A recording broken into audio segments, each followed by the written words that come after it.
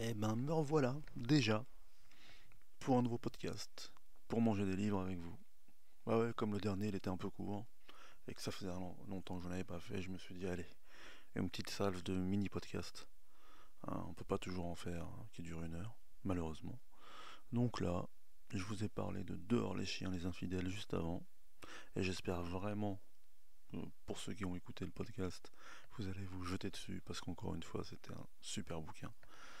Et là, bah, je vais vous parler d'un autre bouquin. En fait, c'est une trilogie. Et ça s'appelle Les Brillants, de Marcus Saquet. Alors, pourquoi Les Brillants? Pourquoi Marcus Saquet? Vous voulez que je vous dise la vérité? Bah, quand j'ai rangé Dehors les chiens, les infidèles, là, dans mon petit rayon folio SF, bah, juste à côté, il y avait Les Brillants. Et je me suis dit, mais j'ai jamais fait de podcast sur Les Brillants. C'est pas possible, c'est une erreur impardonnable. Impardonnable pour un vrai livrevore, pour un vrai mangeur de livres, pour un vrai dénicheur d'histoire de ouf. Eh ben, il y a Les Brillants. Donc, qu'est-ce que Les Brillants et qui est Marcus Saquet?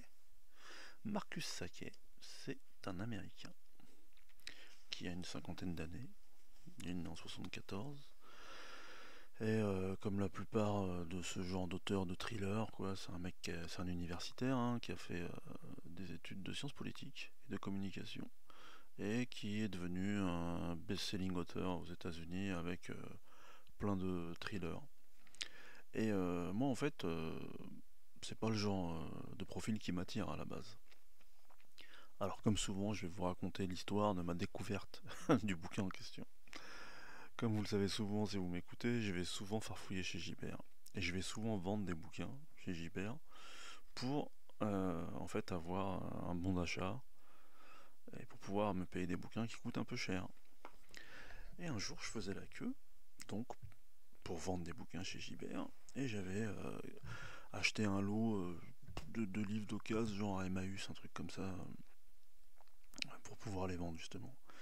Et quand je vais chez Emmaüs, j'essaye toujours, comme je sais à peu près ce qu'ils rachètent chez Gibert, euh, en fait je me prends plus la tête à regarder livre par livre, hein. Avec l'expérience je regarde juste la tranche des bouquins et tout, je sais à peu près ce qui va passer, et donc j'avais pas trop fait gaffe en fait à ce que j'avais acheté, et comme il y avait vraiment la queue ce jour-là, souvent moi, quand il y a la queue, bah, qu'est-ce que je fais? Je lis. Euh, Ça peut vous paraître normal, mais je me suis rendu compte que paradoxalement, parmi tous les gens qui vendent des livres chez Gibert ou dans tous les magasins de bouquins, et ben quand il y a la queue, ils lisent pas. Donc je me dis, c'est peut-être pas pour rien qu'ils vendent des livres. Enfin bref, c'était encore une fois une digression qui sert à rien. Bon bref, c'était vraiment un jour où il y avait trop de monde à Gibert et je me suis dit, bon bah là, je vais commencer un bouquin. Et comme souvent quand j'achète des bouquins pour les vendre, je me fous de l'intérêt du bouquin en réalité. Et là en fait c'était une série noire. C'était dans la nouvelle maquette des séries noires. Enfin maintenant, parce que c'est en 2015 qu'il est sorti, je vous l'ai pas dit. À l'époque c'était en grand format, maintenant c'est en poche. Et donc c'est une trilogie. Et à l'époque c'était ni trilogie ni rien du tout, c'était un, un série noire quoi. Et puis je sais pas, il m'a un peu attiré l'œil parce que c'était donc la nouvelle maquette à l'époque. Et le titre il est brillant. Je me dis bon, il était sur le dessus du sac. Je me dis ouais, je vais lire la quatrième de couverture. Et en lisant la quatrième de couverture, en fait, je me rends compte que bah, c'est pas un thriller en fait, c'est plus de la SF. Et pourquoi c'est de la SF? Eh ben je vais vous le dire. Parce que les brillants, en réalité, qu'est-ce que c'est? C'est qui les brillants? Pourquoi ça s'appelle les brillants? Parce que c'est une catégorie de la population. Alors dans le monde que nous dépeint Marcus Saquet, le monde des brillants, on va dire c'est le monde à peu près actuel, ou peut-être on va dire maximum 5 ans dans le futur, mais c'est en gros c'est le monde d'aujourd'hui. Et il estime que dans les années 80, il y a, en gros c'est les X-Men. Il y a eu une mutation et il y a à peu près 1% de la population depuis les années 80 qui naît avec des facultés extraordinaires. Mais le truc qui est intéressant, c'est que c'est pas des mecs qui volent, c'est pas des mecs qui balancent des rayons laser, qui balancent des éclairs, c'est pas les X-Men quoi. C'est des petites mutations en fait, mais qui ont quand même euh, pour effet de les distinguer de la population. Par exemple, dans le Wyoming, une petite fille perçoit en un clin d'œil les secrets les plus sombres de tout à chacun. À New York, un homme décrypte les fluctuations des marchés financiers. À Chicago, une femme maîtrise le don d'invisibilité en sachant d'instinct se placer où personne ne regarde. On les appelle les brillants. Depuis les années 80, 1% de la population naît avec ces capacités aussi exceptionnelles qu'inexplicables. Nick Cooper est l'un d'eux. Agent fédéral, il a un don hors du commun pour traquer les terroristes. Sa nouvelle cible est l'homme le plus dangereux d'Amérique, un brillant qui fait couler le sang et tente de provoquer une guerre civile entre surdoués et normaux. Mais pour l'arrêter, Cooper va devoir remettre en cause tout ce en quoi il croit, quitte à trahir les siens. Voilà, je vous ai lu le résumé. Et donc en fait moi ça m'attire en lisant ça parce que je suis un fan de comics et parce que je suis un fan de SF et je me dis bah tiens là franchement ça bah c'est étonnant quoi. En plus qu'est-ce que ça fout en série noire. Donc je commence à le lire dans la queue. Et en fait bah autant vous dire que je l'ai pas vendu le livre parce que j'ai été happé et parce que c'était vraiment bien écrit et super intéressant. Déjà le truc qui est cool comme je vous l'ai dit c'est que là où il est malin, c'est que donc c'est actuel, c'est ni dans le futur ni dans le passé, c'est dans la société contemporaine aux États-Unis et avec ses brillants. Mais le truc qui est cool, c'est que, comme je vous le dis encore une fois, c'est pas des super pouvoirs de comics. C'est pas Superman, c'est pas Thor, c'est pas Tornade, c'est pas Serval, c'est pas Wolverine. Euh, mais par contre, je trouve qu'il a été super imaginatif justement dans la conception des pouvoirs. Par exemple, là, notre agent Nick Cooper, là, qui est en fait au sein du FBI, il y a un bureau qui s'appelle le DAR, le département de recherche des brillants, et lui c'est l'agent le plus distingué de ce bureau, parce que justement il a des capacités de brillant.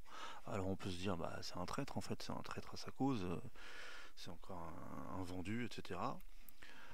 Mais pourquoi il fait ça? Parce que en fait c'est un patriote, il y croit et que comme dans toutes les communautés, il y a aussi des criminels entre guillemets chez les brillants. Et lui il estime que justement pour éviter que, comme dans les X-Men justement, pour éviter qu'il soit craint et détesté, il vaut mieux que les brillants s'occupent des brillants pour qu'ils puissent s'intégrer dans la société. Alors au moment où ça commence, où l'intrigue commence, il y a un certain John Smith qui justement lui a décidé de créer un état brillant en fait. On va dire c'est le magnéto des brillants. Et il commence à agréger autour de lui pas mal de justement de brillants qui estiment qu'ils sont victimes de ségrégation, de discrimination, et que de toute façon à un moment donné il faut faire sécession et qu'ils aient un état entre-temps, peu de temps avant, il y a un brillant justement qui avait une capacité intellectuelle surdéveloppée, qui a failli faire sauter la bourse mondiale, parce qu'il avait réussi à calculer justement les différents cours des différentes actions, des différents marchés. En fait, il est devenu milliardaire en 5 minutes, et il a gagné tellement d'argent en une seule fois que ça a failli faire un crash boursier digne de 29. Ouais, apparemment, les gouvernements ont réussi à éviter ça à la dernière seconde, mais justement, lui, avec l'argent qu'il a gagné, il décide de financer une espèce d'utopie dans un des États américains un peu vides là, du Midwest. Et donc tout ça se croise. Il y a John Smith, il y a ce mec là des marchés, il y a Nick Cooper du DAR, qui lui, en fait, c'est un tracker en gros, il a une capacité de chasseur. Et donc il a pour mission en même temps de démanteler la cellule terroriste de John Smith, en même temps de voir si John Smith est le super cerveau là, l'Elon Musk là, des brillants, c'est pas la même personne, et en fait d'essayer de faire en sorte d'éviter le pire. Et donc pour en revenir à ce que je disais au début, ce qui est malin, c'est que comme je vous dis là, les pouvoirs que je vous ai dépeints, c'est pas des pouvoirs extraordinaires, mais c'est suffisant pour justement les mettre à part de la société et faire en sorte que justement ils aient des capacités, bah ouais, on peut le dire extraordinaires en réalité. Et je me répète. Et par exemple, à un moment donné, il va rencontrer une fille, là, la fameuse fille qui a le don de se rendre invisible, mais pas parce qu'elle est invisible. En fait, elle a juste la possibilité, enfin la faculté de trouver à chaque fois les angles morts. Et instinctivement de se placer dans les angles morts, que ce soit par rapport à la vision d'un être humain ou même celle d'une caméra, etc. Et elle, apparemment, elle fait partie de cette organisation, et le fait qu'il enquête de plus en plus sur cette organisation, il va se rendre compte qu'en fait, tout n'est pas blanc ou noir, et que finalement, les brillants qui ont envie de s'émanciper du gouvernement américain, en tout cas, ont peut-être de bonnes raisons de le faire. Le problème, c'est que lui, il est super intégré, justement, au sein du FBI, et en plus, c'est un family man, il a une femme, deux enfants. Il a peur d'ailleurs que ses enfants deviennent des brillants, parce qu'il voit bien que ça commence à sentir le roussi pour eux. Et alors, pour des gens qui n'ont jamais lu de récits de ce genre, en gros sur la mutation et sur les peurs que ça suscite chez le commun des mortels, alors ça sera une histoire inédite et ce sera une plongée dans l'inconnu, et d'un côté c'est bien. Pour les gens qui comme moi ont été abreuvés des comics et des X-Men et des livres comme par exemple Les Humanoïdes de Jack Williamson ou Les Mutants de Kuttner, ou, il y en a un autre de Van Vogt je crois, du même genre, j'ai oublié le titre. En tout cas c'est toujours la même histoire. Une partie de la population qui a des facultés extraordinaires et qui se fait donc poursuivre par le reste de l'humanité et qui est au bord de l'extinction. En tout cas, c'est un thème qui est porteur et c'est un thème qui est toujours, en tout cas, appréciable à lire. En tout cas, moi qui m'enthousiasme toujours. Et pourquoi je vous parle de celui-là en particulier? Parce que c'est un des derniers donc, qui a été écrit et parce que il est catégorisé en folio policier. Et comme je vous le disais, il était sorti en série noire. Alors pourquoi? Parce qu'en réalité, à côté du fait qu'il y a des super pouvoirs en gros, c'est tout de même une enquête. C'est un agent du FBI qui essaye d'empêcher une catastrophe terroriste, et ce sur 3 volumes. Mais ce qui est aussi intéressant dans le livre, c'est que ça, on va dire, c'est si on lit le livre au premier degré. Et à l'époque où le livre était sorti, on était encore, je crois, sous l'administration Obama. Et si on regarde bien, parce qu'à un moment donné, on nous dépeint aussi le président, et en fait, on comprend que c'est Obama, et on comprend aussi euh, l'opinion qu'a l'auteur d'Obama en voyant ses réactions. Et mais c'est pas lourd, hein, c'est pas genre en gros, enfin parce qu'aujourd'hui quand on pense au parti américain, les républicains, les démocrates, la Trump qui a été élu, donc si jamais je vous dis ça, vous allez avoir l'impression que c'est un anti-démocrate, un républicain. C'est pas ça. C'est juste que le mec il est un peu fin, il avait compris qu'Obama c'était pas non plus la panacée pour les États-Unis. Et donc déjà c'est marrant parce que les situations dans lesquelles il met le président et les réactions qu'a le président, bah en fait on se rend compte qu'il est pas à la mesure de l'image que les gens ont de lui. Et ensuite, en ce qui concerne les brillants, si justement on se remet dans l'époque à laquelle il a écrit le livre, en fait on se rend compte que les brillants c'est une allégorie pour les musulmans en réalité. Les musulmans, depuis le 11 septembre jusqu'à l'époque justement où Obama avait enfin éliminé Ben Laden et tout ce qu'ils ont dû subir comme ostracisme et ségrégation. Et en gros, on se rend compte que quand il parle des brillants, il parle de la chasse aux sorcières qu'il y a eu pour les musulmans pendant une quinzaine d'années aux États-Unis. Et après, bien sûr, on peut aussi extrapoler pour, par exemple, la période du macartisme ou encore avant pour la période des juifs en Europe, par exemple, pendant le nazisme. C'est toujours une population qu'on stigmatise et qu'on ostracise et qu'à la fin on essaie d'éliminer. Mais le truc, c'est qu'il fait ça d'une manière assez nuancée et assez subtile pour que, comme je vous dis, on peut ne pas s'en rendre compte si on veut. Si on veut ou si on veut pas. Si on lit en premier degré, c'est juste du super bon thriller de derrière les fagots, quoi, avec une touche de science-fiction parce qu'il y a des super pouvoirs. Et l'avantage, c'est qu'à l'époque, les 3 volumes se sont suivis à genre 3-4 mois d'écart, donc on a pu les dévorer d'un coup. Et maintenant, en plus, si ça vous intéresse, bah, vous pouvez les lire d'un coup parce qu'ils sont dispo en plus en poche. Et donc voilà, comme je vous dis, en rangeant Maya Mazorette, bah, j'ai vu Les Brillants, j'ai eu envie de vous en parler. Et si je vous en parle plus, bah, je vais vous gâcher le plaisir. Donc comme je vous ai dit, c'était des petites pastilles d'un quart d'heure, là. Et j'espère que je vous ai donné envie de lire Les Brillants, parce que c'est vraiment bien. C'est vraiment bien. Il y a plein de trouvailles.